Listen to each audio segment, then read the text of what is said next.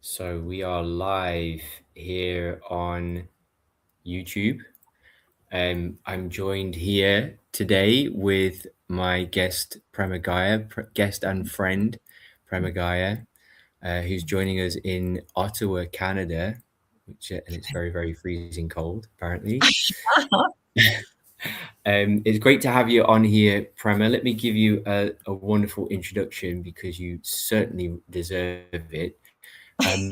Prema Gaia is a somatic coach, meditation guide, transformational mentor, and writer with over 25 years of experience exploring embodiment, emotional healing, and nervous system regulation. Her course, Nervous System Support, has over 30,000 students from around the world with hundreds of 5-star reviews. And funnily enough, this will be featured in the training that I will be delivering in the new year in the Embodied Awakening Method. And the numbers keep Prema, so it's going up and up slowly and steadily, isn't it? How are you feeling about that? How are you feeling today? Welcome.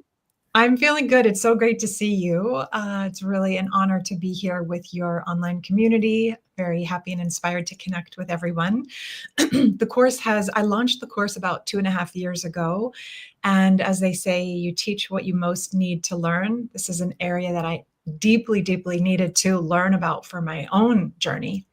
And it has really grown exponentially since it launched 2.5 years ago. So it's over 30,000 students and growing regularly. And it's just been such an honor for the work to be able to support so many people. And I'm really excited to share a little bit about it with your community today.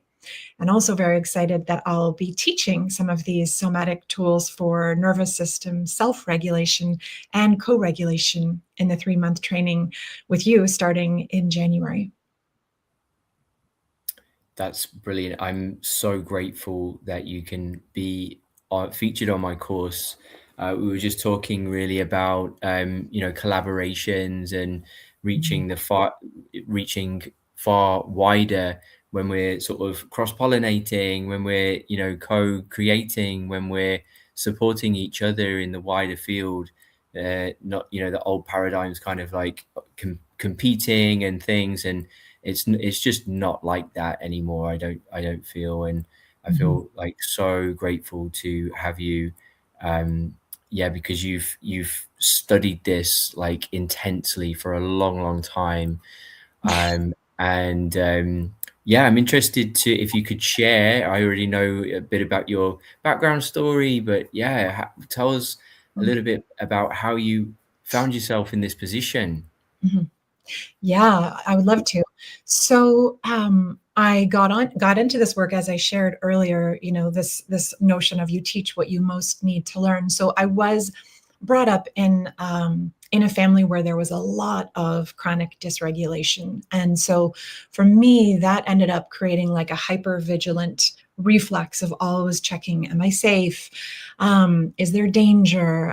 Can I let down my guard? And so it really set up my nervous system for a long-standing period of being in hyper-arousal. So I'm not sure with the viewers if you're familiar with these terms of hyper-arousal and hypo-arousal. Hyper-arousal is more sort of like the fight or flight, the hypervigilant, the always checking for safety or danger. The hypo-arousal is more like a freeze or shutdown, sometimes depression, disassociating. So for me, I had this long-standing trajectory of hypervigilance, which then eventually for a lot of people, it can lead to burnout. Because if you're always tracking for safety or danger, it just uses so much more of your energy that you don't need to be using, because once the danger is no longer present, the hypervigilant reflex can often still be there. So eventually, I got onto a holistic wellness path in my 20s and started, as you shared in my introduction, I've been on a holistic wellness path for 25 years. because of the level of intergenerational trauma, and dysregulation in my family of origin, it really catapulted me onto a path of being very devoted to learning how to heal these things and to liberate myself, heal myself, and support others in doing the same. So I got very, very focused on studying the world's healing modalities, wisdom traditions, and bringing together different ingredients to put in my medicine bag, that were really basically what I ended up doing was like synthesizing what I had studied over the course of hundreds and hundreds of hours of research, and really compiling it down into these very bite-sized, very easy to do, pragmatic, simple things to help self-regulate the nervous system on a daily basis. And for a lot of the people I think watching this call are going to be people who are interested in, holistic healing modalities, body work, and somatics and things like that. So I ended up compiling, and let me know if you can see this okay. Hopefully with my lighting, you can see it okay. But this is a toolkit of several somatic, physical, body-based practices that you can use to come back into your functional range within about 2 to 3 minutes. So this was something that I needed to compile for myself. And it just so happens that way more people than I realized actually also needed this or found this really helpful. And I will say it's so fascinating. And by the way, anyone who would like a copy of this PDF, who's watching this live or who's watching on Facebook or Instagram, you're more than welcome to send me a direct message. My name, you'll find me on Instagram or Prema Gaia, or Instagram or Facebook under Prema Gaia. You can send me a direct message and I'll get you a copy of this PDF. It's great to put up on your fridge or somewhere in your house for those times that you might need a simple reminder, like, okay, come back into my body, come back into my window of tolerance. And here's some ways to do that in a simple and effective manner. So, yeah. So it's on your website as well, isn't it? Yeah. Yeah. Actually, to get a copy of this PDF, it's not listed on. Oh, is it not anymore? Okay. No, I remember having a copy of that. I wondered where I got it from. Yeah. But yeah, we can share that resource. Yeah. Totally. Thanks for the question. Yeah. So just to sort of wrap up that thread around my background and how I got into this, I think like it was probably about 3 years ago that I just went into a situation with like deep burnout, adrenal burnout, and just feeling really exhausted and tired much of the time. And I just decided to deepen my research and my studies in studying polyvagal theory, the nervous system, brain retraining, self-directed neuroplasticity, everything and anything to do with trauma healing and resolution, somatic practices, upregulating breath work, downregulating breath work, balancing breath work. There's so many different things that I just spent hundreds and hundreds of hours researching. And like I said, I eventually synthesized it into a course, which is a 10 session course, about 15 minutes each. That will be included in the training that's starting next month. This beautiful training Ben has put together. And I'll also be teaching, because like I was sharing earlier, a lot of the people that are going to be watching this are people who are wellness practitioners of some form or another. And so having in your toolkit the ability to self-regulate and get yourself back into your zone of resilience, your functional range, within 2 to 3 minutes, no matter what's going on, is a game changer. And also having tools for co-regulation with clients when appropriate or helpful. And then also tools that you can actually share with your clients so that they can self-regulate within the context of a session if they start getting flooded, if they start getting overstimulated. A lot of people these days, and you and I were talking about this earlier, a lot of people are finding that these extremely stimulating times, these very fast-paced times, a lot of people are finding that they can get flooded or overstimulated more easily because there's just so much information coming at us, or even in large, noisy environments like concerts or airports, some people find that they get flooded. So having tools to come back to center is such a game changer. But then in the context, if you're a transformational facilitator and one of your clients is getting flooded, like having some very effective tools to get them to come back into their body and to come back into a more of a regulated state with, for example, what we're going to be talking about a little bit on this call today is different eye exercises and eye yoga. Because 6 out of 12 of our cranial nerves, we have 12 cranial nerves, 10 of them are emanating from the brainstem and 2 of them from the cerebrum. 6 out of 12, that's half, are connected to functions of the eyes. So eye exercises are an extremely helpful way to self-regulate the nervous system. I learned a lot about this from a wonderful man named Stanley Rosenberg.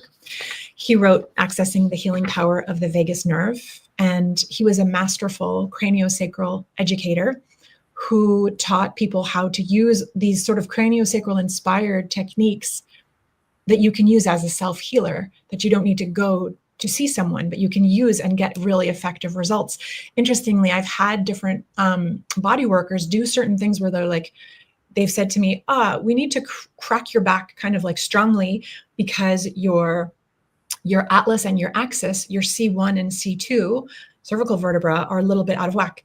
But Stanley Rosenberg teaches us with a combination of eye exercises and holding the base of your skull, you can completely realign C1 and C2 without cracking it. So for me, I'm like, let's go with that route. So I want to realign C1 and C2 because C1 and C2 can actually get knocked out of alignment, which Stanley Rosenberg discovered from working with hundreds and hundreds of people. C1 and C2 can actually get knocked slightly out of alignment if you go down a rabbit hole of negative, pessimistic, fear-based thinking. It can actually misalign your C1 and C2 by doing the basic exercise, which we'll do together today, holding the base of your skull and moving your eyes first to the right, then to the left for about 30 seconds on each side. That then brings them back into alignment. This increases the blood flow to the brain stem. It increases the blood flow to the vagus nerve.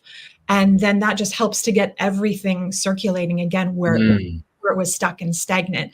So that's just one example with the eye exercises. And then there's different ear massage techniques. There's vocal toning practices like the VU, which Peter Levine taught and popularized, many different vocal toning practices, breathing techniques, which we can try. Actually, let's try it quickly while we're talking about breathing. Let's just do 2 rounds of the 4-4-4 breathing and just notice what it does for your body. So let's breathe in together for 4. And hold for 4. Exhale for 4. And hold for 4.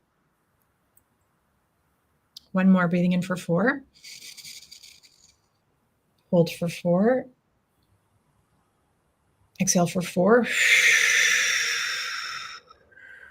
And hold for 4. Let's just do one more for good measure. So breathe in for 4. Hold for 4. Exhale for 4. And hold for 4. And I don't know about you, but I notice a subtle, pleasant difference within 90 seconds of doing that. It's very, the body says, yes, please, more. Yeah. I really enjoy the hold. There's something in a peace in the stillness, in the hold for me. That's what I really noticed. There's this unlocking of my traps and my neck, and just this like downwards, like, just dropping into stillness. There's just something about the breath hold for me. Yeah, amazing. And then we also talk on this PDF, we're talking about self-applied touch, meaning things like havening, which we can practice a little bit of together. There's different self-soothing massage or self-soothing touch practices, which personally, I'm a stand for self-soothing instead of self-medicating. Mm. I mean, this is the sort of evolution, the healing evolution that's happening on the planet right now is Yes. authenticity and taking the space for self-soothing instead of self-medicating or doing something that's going to further harm your body. And then the last one on the list is although there's many more in the 10-day course, but the last one on the list here is cold water therapy, which some people find really beneficial. And so just different ways of working with that, even something as simple as um, yeah, putting an ice pack over top of your sternocleidomastoid muscles can be very regulating, or putting your face in very cold water. It's called the mammalian dive reflex. There's something about getting that trigeminal nerve under the water, immersed Mm. under the water, that just a click catalyzes a reset for your nervous system. And if you can put some ice in the water, a little bit of ice cubes, and really just sort of immerse for some seconds and then come back out, do 3 rounds of that, it totally changes your state. So anything that helps in a holistic way to boost our dose hormones, dopamine, oxytocin, serotonin, endorphins, anything that helps in a holistic, sustainable way to boost those will inherently help to regulate the nervous system. Those things go hand in hand. For myself, I will share vulnerably that for many, many years, one of the ways that I would find my rustic way of boosting my dose chemistry was by eating cookies, cake, ice cream, and that was a real go-to for me for many years. And the sad Mm. is that I actually didn't really want all of that chocolate and cake and ice cream. I actually didn't. I wanted my brain chemistry to feel safe, settled, calm, to feel comfortable and relaxed.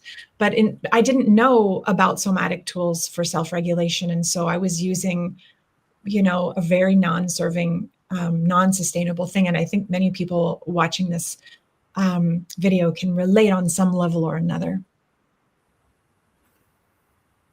Absolutely, I totally relate. Um, can you speak more about this is it um, the vagal activation regularly is increasing vagal tone. Can you Yeah. and the resilience? It's like training a muscle, isn't it? So the more that you do these, the more resilient we can get, right? Yeah. So this principle of vagal toning is also called building vagal efficiency, which I even like that phrase a little bit better. Building vagal efficiency so that the vagus nerve is functioning more efficiently and effectively. For Mm. myself, because I spent many, many years in hyper arousal, and maybe there'll be some people watching this call who've spent an extended period of time in hyper arousal, or like I said, hypo arousal, more of the shutdown or the freeze. But because I spent a lot of time, a lot of years of my life in a non-regulated state, my vagal tone was really, really impacted. So it's like you said, you can build it. It's like a muscle, building vagal tone, building vagal efficiency.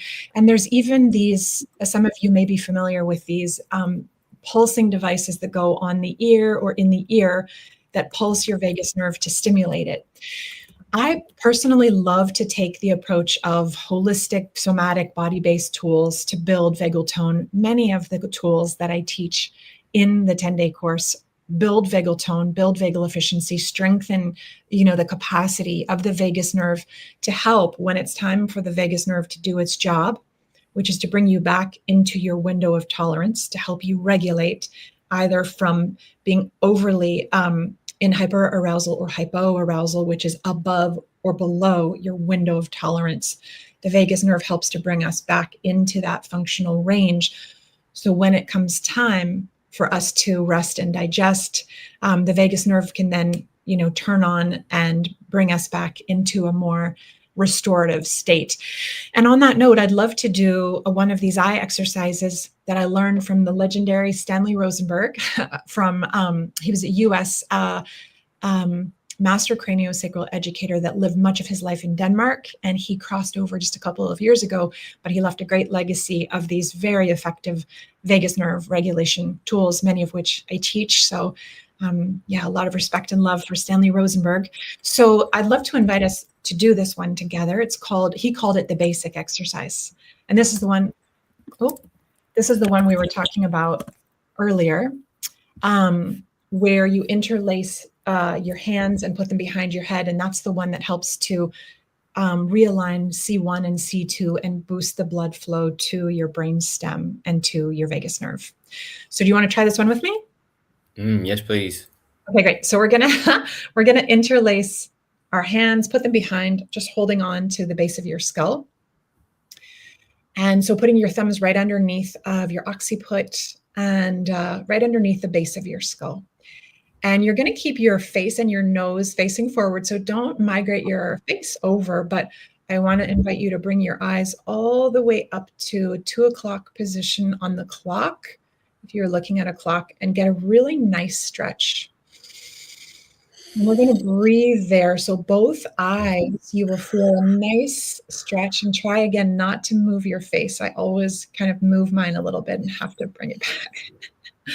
So bringing your eyes up, feeling a nice stretch, and let's take some breaths here.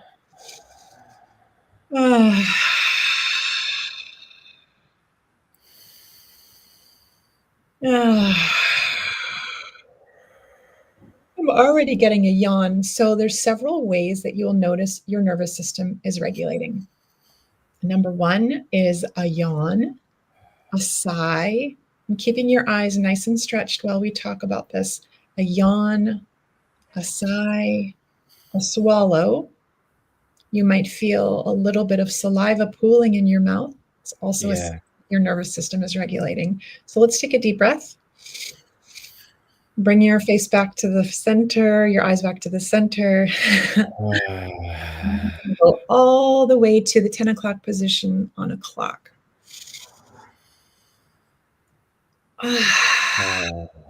Get a nice stretch, just noticing both eye muscles getting a nice relaxing stretch. I find it very relaxing personally. Some people find it a bit intense, in which case you don't have to stretch your eyes quite as far. Getting another yawn, that's a good sign. I used to find it a lot more intense when I first started. It was not a natural position for my eyes to be in. Yeah. And I did feel a stretch. It's like, all nerves have a certain, mobility. Yes. And with these exercises, this nerve mobility improves, so it doesn't feel as weird the more that you do it. So we're just going to take a deep breath together here. And slowly bringing your eyes back to the center. Close down your eyes. Drop your hands into your lap and just check in with your body. Just notice any shifts that you notice. And again, you're welcome to send me a direct message on Instagram or Facebook under Prema Gaia. Let me know how that was for you, any questions that you may have. So again, the ways that you can tell that your nervous system is regulating, and this is very important to know. Again, you might get a yawn, a natural sigh where your body just goes, a swallow, some saliva pooling in your mouth, or you may notice that your thoughts have slowed down a little bit. You may notice your breathing has slowed down a little bit. These are all signs that your nervous system is regulating. And I like to make a little joke of, like, for example, if you're on a first date with a new person and you're sitting with them at dinner or something, and you just notice your system going, that's a really, really good sign about that person. Yeah, true. That's a good point. Really, your nervous system feels really relaxed in their presence. That's a really good green flag. Green flag. And if you have saliva pooling in your mouth, that could be good for a variety of reasons. Yeah. So anyway, that's a conversation for another webinar. Anyway. Brilliant. Yeah, I love these. It's been recommended to me, I mean, this is where it came from for you, to have a toolbox, Yeah, because some of these tools will really stick out as something great to do, and then some of them might not be as effective, or some of them you might not want to, put ice cold water on your face or have cold showers or whatever. all was I available. personally adore them. I can't get, this is one of the things that I enjoy about winter, is that the cold water is actually freezing cold and I get a real buzz out of it. Totally. But there's tons and tons of stuff that you can explore and experiment with, not Yeah. just on this like little PDF thing, but Prema goes into this um, in so much detail in the course. Yeah. Um, Talking yeah. to us about getting to the root of why has your system been getting dysregulated in the first place, and how to really get to the root with regards to lifestyle changes, changing your sleep schedule, understanding your body's circadian rhythms, your connection to nature, and many, many things like that. And there's one other thing that I wanted to share. Ben, have you ever been in uh, a bodywork session with someone where they've gotten overstimulated or they've gotten flooded, where some of their material gets brought up? I guess I think it happens to everyone at some point in time, right? Yeah, of course. This is what the body work is supporting people to do, to Alchemy. feel safe enough to express these stored emotions that are in the body, in the nervous system, in the fascia. So yeah, sometimes people can express that in, very powerful ways. Yeah, So as a body worker, it's incredibly important to stay regulated, to totally. be with that person without it impacting my internal state. Totally. Yes. And because I have been on such a deep healing path for so many years, I've definitely found myself, and I'll just share this for those that find it helpful. I've definitely found myself in contexts of going to different, like, healing retreats, or going to different healing sessions with certain facilitators where I've been in contexts where I've seen it kind of encouraged to have these like really almost theatrical cathartic releases, where people are punching pillows and screaming in a way that actually can really damage the vocal cords, and really going into a major cortisol and adrenaline dump in the name of healing, and going far, far, far beyond their functional range, far beyond the window of tolerance, Aha. encouraged to do that. So I've been in that situation myself. And what I learned for myself is, then I found that I would be completely knocked out for like 24 hours, unable to do anything, and gone into like Mm. major adrenal fatigue, like relapse, So Mm. just as a note to anyone watching that this might be relevant for, because there's many different schools of thought with regards to healing. I will share, and obviously anything I share at any point is take what resonates and leave the rest. I do believe that each one of us is our own greatest healer. That's like a principle Mm. that I live by. So what I have found is, by making sure to stay in our functional range or our window of tolerance, rather than getting really far out of it to have this really big cathartic theatrical release, I find that you can get the same results by actually doing a similar thing, but staying in your functional range. Like, for example, if you need to like move some anger, you could actually just like bring it, like with sound, bring it up and out of your system, like from your core, but without having to scream very loudly. Like, you Mm. ways of like fine tuning it to be like, well, can I stay in my functional range? Because for myself, for example, um, for those that this may be relevant for, I had a pattern of going out of my functional range as a normal thing, going out of my window of tolerance, which is the space in your day-to-day activities that you can function at a high level, be productive, be generative, without maxing yourself out beyond your limits. I had a pattern for many years. And I feel like often in our society, even like, for example, in medical school or something, people are like, usually, well, sometimes people are like applauded for going out of their functional range. Like, you're such a dedicated student working till 2 a.m. This is so great. So I just, the way that what I teach is to, as much as possible, stay in your functional range if you are on a journey of healing your nervous system and healing your stress organs. Um, so, um, so the stress, so I can go on so many different tangents, but the stress organs being the brainstem, the gut, the kidneys, the adrenals, and this is a term that comes from Irene Lyon, who's also a wonderful nervous system educator from Canada. But just to say, so staying in our functional range, I used to have a pattern of going out of my window of tolerance multiple times a day, every day. That was like a normal thing for me. And at a certain point in my journey of healing my nervous system, I made a commitment to myself.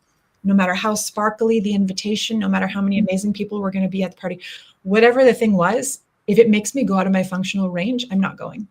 And I did that for like months because I was in deep adrenal exhaustion. And so, so staying in your functional range to give your stress organs a chance to actually heal themselves, so that we can come out of these patterns of, just, nervous system not really working at its optimum. So if someone is in a journey of really healing, restoring the nervous system, staying in the functional range can be a really helpful way to not then just like set yourself back, on your healing journey. So yeah, let me share that as well.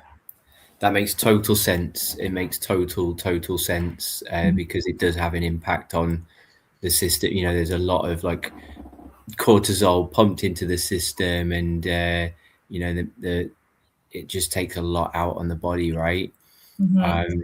I personally like to work within like a tolerable range, so I within bodywork sessions, we are my purpose is to support someone to move that energy or transform the unprocessed emotions, moving towards the outer edge is the sweet spot, I find. But to go into like full on overload, it's both challenging for the client but also for the therapist as well. It's quite dysregulating. I have had some clients sometimes where the body's just, it's got so much stored in there, and I've had times where people have really screamed at the top of their volume, really, because it's just ready. I do believe that there is, I call in divine intelligence to guide us through a session, and so it's important to titrate though. So that's exactly what I was just thinking. Titrating is key. I love that you said that. Titration is because if they've screamed for like 5 minutes, let's have 10 minutes in a soothed state so we can bring you back down, and reduce the amount of the cocktail of hormones and neurotransmitters, so we can get a better feeling in the body again. So it's okay to go into those as long as you've got as much time and dedication to swing the other way as well. Yeah. And for those that are watching that haven't heard this term titration, maybe some people that aren't familiar with it, that is a word, and a simple way of describing it is taking bite-sized chunks of metabolizing unintegrated material without maxing yourself out. So taking bite-sized chunks that you can chew on and digest, and then after doing that, coming back into more of a calm, regulated, nourishing space, and then only going back in to the titration to work on more of the, integrating and alchemizing those unintegrated emotions, only going back in when you feel like you're resourced enough. So coming in and coming out very intentionally and with deep attunement to the body. So I do want to share before we wrap up for today, there's two things that I want to share. One of them is I want to share a practice for if you are a facilitator and your client is getting flooded, a simple somatic practice that can help them to come back. And then there was one other thing that I wanted to share, which I'm drawing a blank right now, but so I will share that one other thing, but let's just go into a practice, a somatic practice that you can guide your client through in a session. If they get flooded, if they just are saturated, if they're maxed out and they're like, okay, I need to come back to center. I just went into something that was a bit too much for me. So it's super simple. So I invite you to try this with me. So we're going to bring up the knees and wrap the arms around you. So you're in, let me see if you can see me okay here. Can you see my knees? Not really. Okay, so Not basically quite. explain what I'm doing here. So, all right, so here, all right, so we are holding ourselves kind of in a ball. So when you do this, immediately you are turning off a lot of this sensory input, because we receive sensory information through all of our energy centers. Yourself in a ball, immediately you've cut your sensory input by at least probably 50%. So you're holding yourself in a ball. You're also covering your visceral organs, which just inherent signals to the body, okay, I'm protected. So you can start. So in this position, we can do a practice holding yourself, and you can do the VU sound, which was popularized by Peter Levine. Let's try that together. So we're going to take a deep breath in, and then we're going to do a VU for about 60 seconds or so, if you can. And the VU vibrates the vagus nerve all the way down the vagal pathway from the brainstem through the throat, down through the organs, all the way down to the belly. So breathing in together. VU.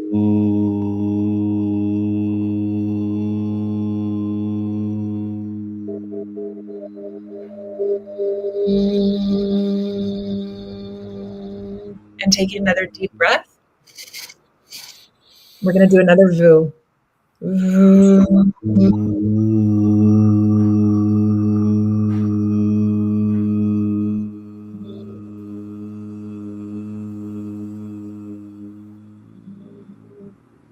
And we're going to try one other thing, which is called Brahmari breathing. So you're going to plug both of your ear flaps closed fully, and you're going to make a sound like a bumblebee, which is like,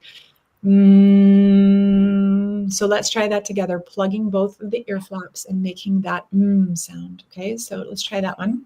Deep breath.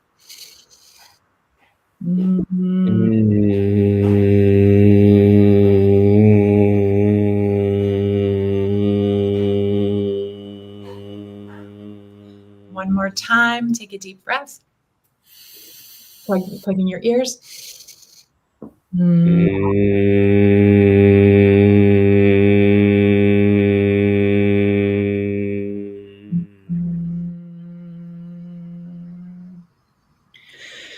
And noticing which of those two vocal toning practices your body responded to better, and just taking note of that. My body really likes the Brahmari.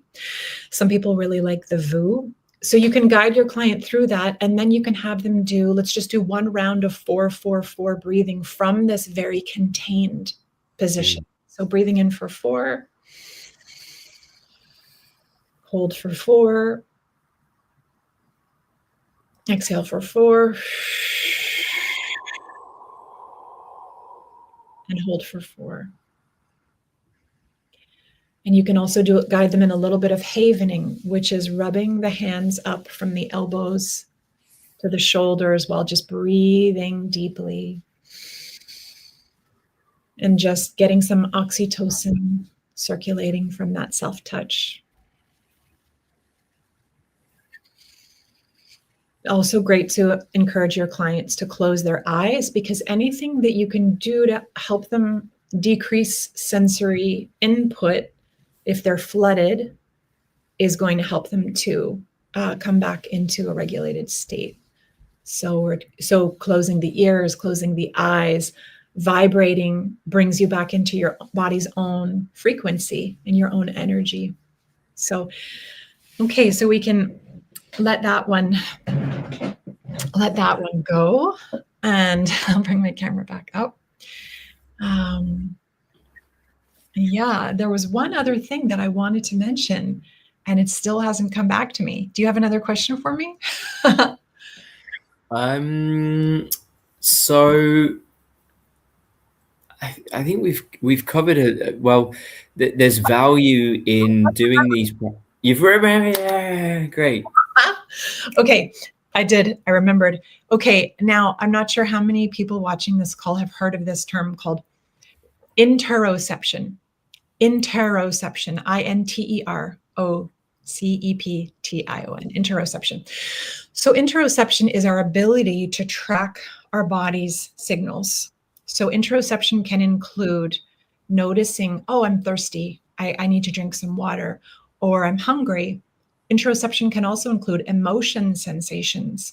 Like if someone says something really aggressive, we might notice some heartache. My heart hurts. That's also part of interoception. You might notice you're cold. I got to put on a sweater. That's all part of interoception.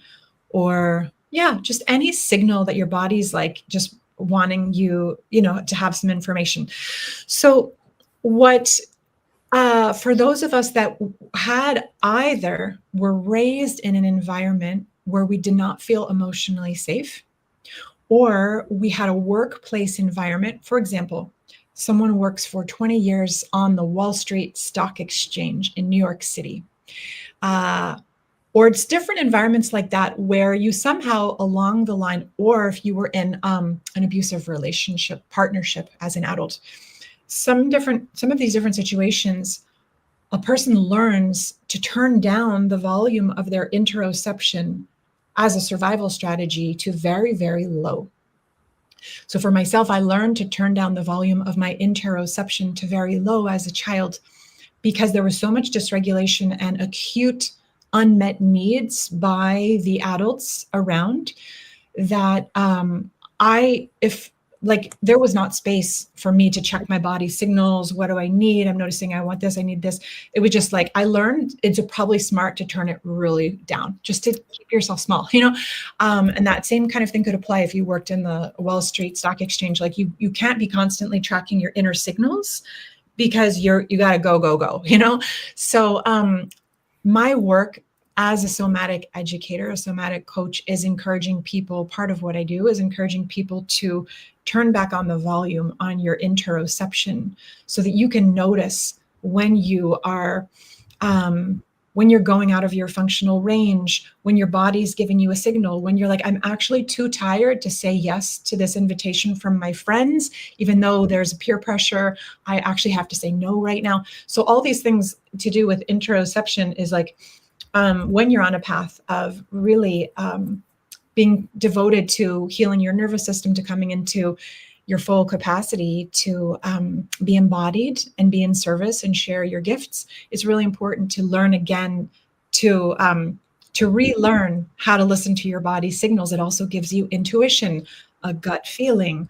All of these things are part of interoception, and it's a nervous system term. It's only been probably popularized in the last 10 years, but it's a sign of the times. Like in order to really function highly, and I know your modality is about embodied awakening. So as people that are devoted to the path of embodied awakening, really being back in touch with our interoception is how we can navigate life in the most optimized and effective way Authentic. as Yeah. practitioners. Yeah. I absolutely adore that. To me, I like an extra level of philosophy here, that I feel that we have our innate truth, our innate nature, and our guidance. We are part of nature, and nature knows what to do. A spider knows how to create a web, and we know what to do with our lives, right? But we have opinions from here, these learned patterns and behaviors, which isn't listening to the truth that is expressed. The divine expresses itself through the language of the body. And so turning up this introspective listening, then we can be guided by that, which is the thing that we need to be listening to, not the opinions of the ego. Totally. And also because we are here co-creating a new paradigm, co-creating the more beautiful earth that our hearts know is possible, really being able to tune back into our body's wisdom through this interoception just allows us to really be helping to birth the new earth from the inside out, rather than listening to the dominant fear-based narratives. And so there's bigger implications of all of it. And I know that the people that will be taking your training starting next month, which I'm super excited and honored to be participating in, helping to teach a module, they're all people who are really dedicated to being in this space of embodying their awakening. So not just that they have awakened to their soul path, but that they're also embodying it and actually putting it into practice so that they can be truly in service to the collective during these potent times that we're in. Absolutely. Mhm. Beautiful. Mhm. Wow. So I think that's a beautiful place to land. Mhm. Unless there's something else on your heart that's coming through right now, um, do you want to share a little bit about your own ongoing course as well that's happening? Sure. I mean, I have a year-long container called "What Your Soul Came Here to Do," and if anyone wants to get in touch with me, and have a conversation with me, you're welcome to reach out on Facebook, Instagram. You can find me there, as I mentioned, at Prema Gaia. I'm also on a meditation app called Insight Timer. You can find me there as well. I'm on YouTube. So, yeah, I would love to keep in touch. Very much looking forward to connecting with those that are part of this cohort for this embodied awakening program that's starting next month. I look forward to meeting everyone and journeying with you on this beautiful and life-changing journey of this 3-month training. Yeah. Wow. I'm so, so grateful to have you here. Thank you, technology. Thank you for these computers and all the things that help us to meet in this space. Just feel really, really blessed to have you in my field, and I'm so glad that we met last year. So thank you so much, Prema. And yeah, so that's it for in conclusion. My full body alchemy training is going live on the 5th of January. I'm 8 participants out of 10, a maximum. So there is, if anybody's thinking like teetering on the edge, there is still a couple places. I'm very satisfied to have 8 in my first cohort here. But if anybody wants to reach out, it's invitation only. So I'm not just letting anybody in. I need to have a certain level of capacity first. So I do need to have an interview with you. But all the information is on fullbodyalchemy.co.uk. It was on this ticker tape thing. There it is. Yeah, so if you have any inquiries, let me know. But in the meantime, yeah, I'm also creating a circle group as well. So I'll put information on my media where I want to build this community of practitioners and keep drip feeding more support for anybody in this field, really, to share resources and tips and guidance within this circle group. So I'm really looking forward to, well, that's actually live already. And I just need to get everything all, tight and fluid so that people can run into these things more efficiently. So, but that's all in the pipeline. So thanks everyone for joining us. Um, and we'll see you again next time. Thank you so much, Prema. Thank you. Thank you.